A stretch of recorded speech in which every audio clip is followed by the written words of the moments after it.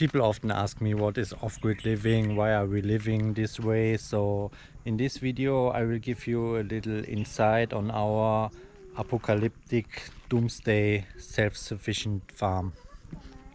So we collect our raining water during these tanks. In these tanks we have a 50 square meter roof, and there's a lot of rain here in the Philippines, and when it's raining our tanks are full in just a few minutes. And we also buried a big tank here that is more than 4,000 liter, and soon we make it even bigger and make a concrete floor and a concrete wall, and then we can store even more water so that we have enough water for weeks or even months, because it can get very dry here. And then we grow our own plants. It's just for fun right now, but our land is very big. We have more than 2.5 hectares, and that's enough to be self-sufficient.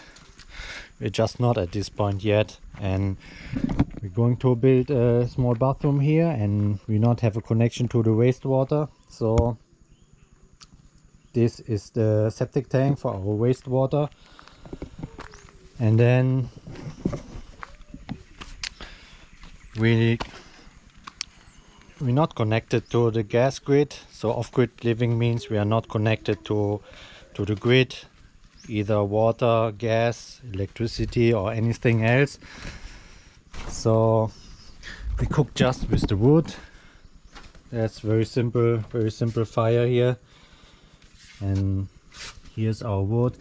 We just take the wood from our own land. It's cost us nothing, and we dry it in the sun for a few days, then it's totally dry, and you can make a very hot, strong fire with that. And we have a small solar system here, and it can just charge our power banks here, and it generates about 15 watts of electricity during good sun, and in the morning and the evening about 5 watts. And that's just enough to charge the phone in a few hours. During the strong sun we can charge a phone in 2 or 3 hours, and 1 power bank in a day. And then we have a little buck converters here that changes the current from the solar panels to either 5 volts for the USB or the 20 volts for the laptop. It's not strong enough for the laptop. It takes a whole day to charge the laptop, but it's still a way to charge the laptop and watch a movie sometime. Then we have another small solar panels, and that's the batteries of the solar panels, and they charge during the day, and then in the night we have the light here. It's just enough for a few hours of light. And we don't sleep too late here, because we wake very early, like 4 or 5 o'clock in the morning. So when we have just a few hours of light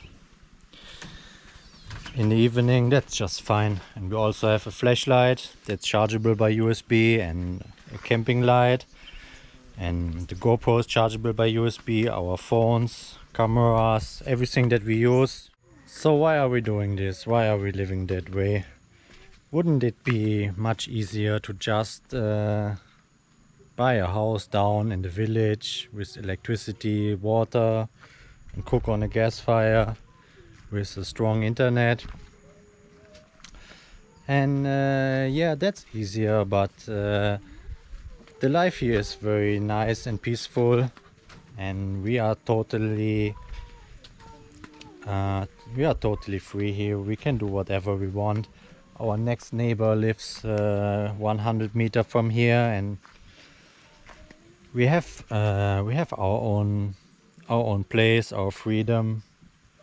We can wake whenever we want. We can do what we want. We can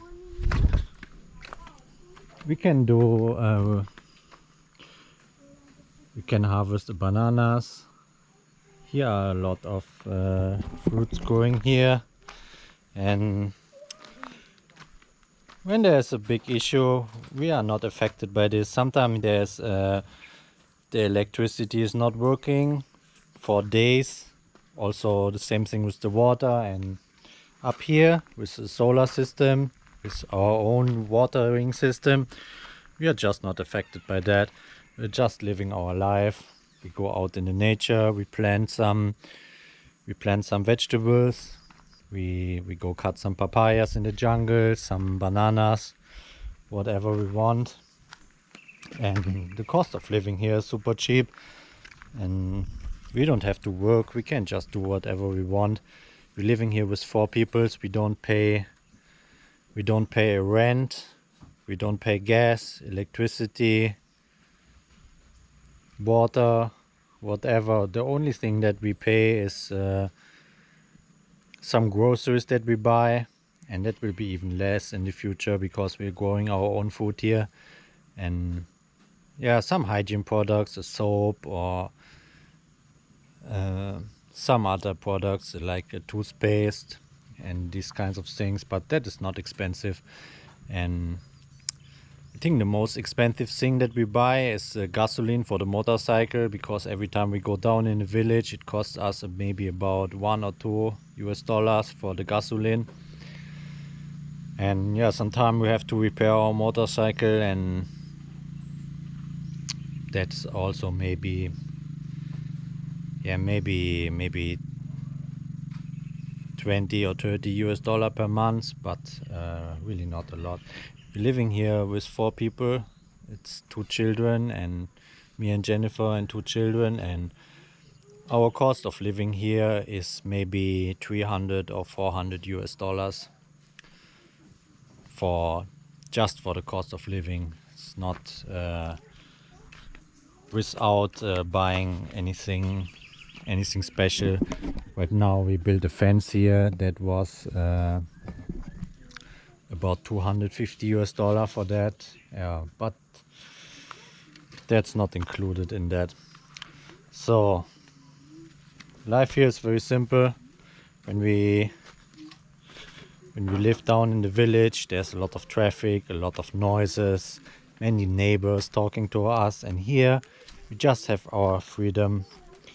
We can just go out with the dogs. We have 2 German Shepherds, and we have the goats, and we have a nice cat, and it's just very peaceful here. Very nice and peaceful. So that's it for this video. I hope you like this little insight, and then I see you next time.